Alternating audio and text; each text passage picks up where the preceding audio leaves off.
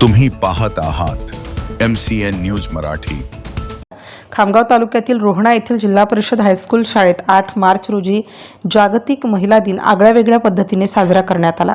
या कार्यक्रमाच्या निमित्ताने प्रास्ताविकमध्ये मुख्याध्यापिका सौ पुष्पा कोळी यांनी स्त्री ही केवळ घराची नाही तर समाजाचीही शक्ती आहे। आजच्या वैज्ञानिक युगात पुरुषांच्या खांद्याला खांदा लावून महिला काम करत असल्याचे प्रतिपादन पंचक्रोशीतील कर्तृत्ववान महिलांच्या उपस्थितीत मान्यवरांच्या हस्ते महिलांचा साडी चोळी व पुष्पगुच्छ देऊन सन्मान करण्यात आला। सर्वप्रथम शाळेतील विद्यार्थिनींनी स्वागत गीताने महिलांचे स्वागत केले। सदर कार्यक्रमाला गावच्या प्रथम नागरिक सरपंच सविताताई गव्हाळे, दिवठाणा सरपंच सौ हेलोडे, वरणा सरपंच सौ संगीताताई राणा, निमकोहळा सरपंच सौ राठोड, सौ इंगळे या सर्व स्थानिक स्वराज्य संस्थेच्या पदाधिकारी यांचे साडी चोळी व पुष्पगुच्छ देऊन मुख्याध्यापिका सौ पुष्पा कोळी यांच्या हस्ते सन्मानित करण्यात आले। MCN न्यूज मराठी करिता राहुल पाटील मुंढे, रोहणा।